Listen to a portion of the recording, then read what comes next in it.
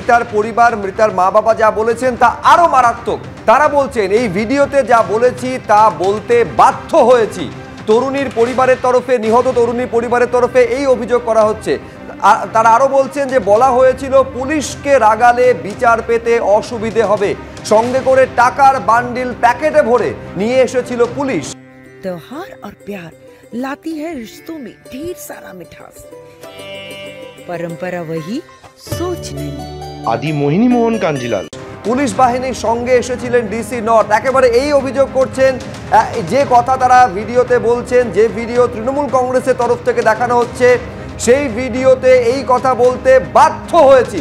দেখাবো আপনাদের কি বলছেন তৃণমূলের দেখানো এই ভিডিও প্রসঙ্গে নির্যাতিতার মা বাবা। আপনি একটু ভেবে বলুন ঠিক কবে হয়েছিল, কত টাকার অফার করা? যখন আমার মেয়ের ডেড বডি ওই আমরা উপরে নিয়ে গেছিলাম, ঘরের দোতলায় আমার যেখানে থাকি আর কি, মেয়ের মেঝেতে শোয়ানো ছিল, তখন উনি এসে আমাকে ওই রান্নাঘরের পাশে একটা ছোট জায়গা আছে, সেই জায়গায় নিয়ে গিয়ে উনি আমাকে টাকা দিচ্ছিলেন। আমি তখন বললাম যে আপনার যে শোল্ডারের যে আইপিএসটা পেতে যত কষ্ট হয়েছে, আমার মেয়ে তার থেকে বেশি কষ্ট করে কিন্তু আজকে এই পজিশনে তৈরি হয়েছে। আপনি আজকে আমাকে টাকার লোভ দিয়েছেন, সেটা আমাদের এত মর্মান্তিক লেগেছিল। কিন্তু তারপরেও যেহেতু পুলিশের কাছে তদন্ত হওয়ার ছিল, এই ভিডিওটা করে বাদ করতে বাধ্য হয়েছিলাম।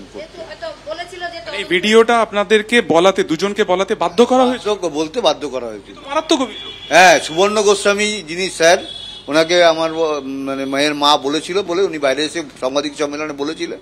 আমরা প্রথমে প্রকাশ করিনি বিষয়টা, সুবর্ণ গোস্বামী স্যারই প্রথমে প্রকাশ্যে এনেছিলেন বিষয়টাকে, এবং তারপরে আমাকে আমাদের এই ভিডিওটা করতে বাধ্য করা হয়। ভিডিওটা পুলিশ তো আমাদের প্রথম থেকেই মানে এত চাপে রেখেছে, মানে সেটা তো কল্পনার বাইরে। একটা আমার মেয়ে মারা গেছে, 3 ঘন্টা পুলিশ আমাদের হ্যারাসমেন্ট করছে, 3.5 ঘন্টা হসপিটালে, তাহলেই বুঝতে পারছে পুলিশ আমাদের সঙ্গে কি ব্যবহারটা করেছে। আমাদের তো ইভেন কালকে আরো অভিযোগ ছিল পুলিশের বিরুদ্ধে ওখানে, যেহেতু ওই সেমিনার হলটা আমাদের সামনে বলল যে সিল করবে, সিল তো করেইনি, উল্টে পরের দিনই ওই পাশের ঘরটা ভেঙে দিল। এটাও তো আমাদের বড় ডিসি সেন্ট্রাল বারবার এসে বলছেন ক্রাইম সিন সিল করা ছিল।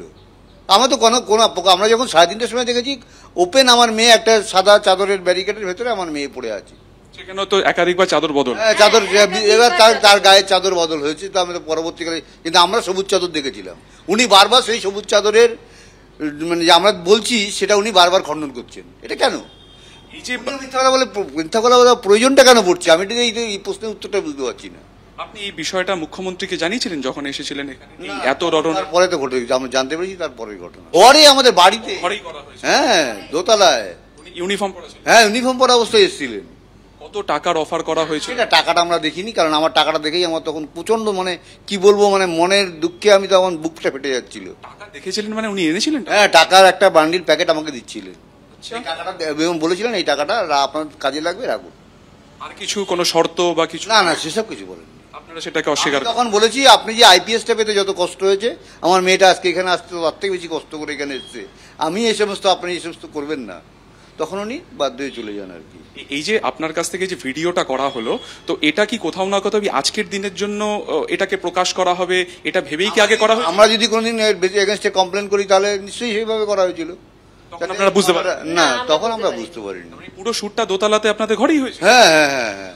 এই ভিডিওটা কে করেছিল তা সেটা খেয়াল পড়ছে না, মনে নেই, সেটা ঠিক খেয়াল পড়ছে না এখন। এখন ব্যাপারটা ওই টাইমে তো আমাদের বুঝতেই পারছো আমাদের মনের অবস্থা কি অবস্থা ছিল, সেটা ঠিক আমাদের মনে পড়ছে না। সেদিন আমার প্রচন্ড শরীর খারাপ ছিল, খুব জ্বর ছিল, আমি বলছিলাম আমি বসতে পারবো না, তাও বলছিলেন না করেন তাহলে আমাদের বিচার পেতে পুলিশকে রাগালে বিচার পেতে কষ্ট হবে, অসুবিধা হবে। আমার মেয়ের শরীর নিথর দেহ যখন আমাদের দোতলায় নিয়ে যাওয়া হয়েছিল, তখনই উনি, আমি মেয়ের বডি নিচে শোয়ানো ছিল, তখন উনি আমাকে ডেকে নিয়ে পাশে গিয়ে উনি আমাকে এই অফারটা করছিলেন। হ্যাঁ, উনি খাকি জামা প্যান্ট পরা ছিলেন এবং ওনার আইপিএস ডিসি নর্থ ছিল লেখা, এবং আইপিএস এর স্টিকারটা ওনার এইখানে শোল্ডারে ছিল।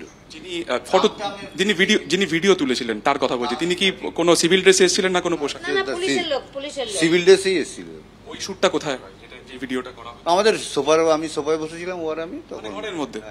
অমানবিক, এত চরম অমানবিক। মানে পুলিশ তো আমাদের প্রথম থেকেই অমানবিক ব্যবহার করছে।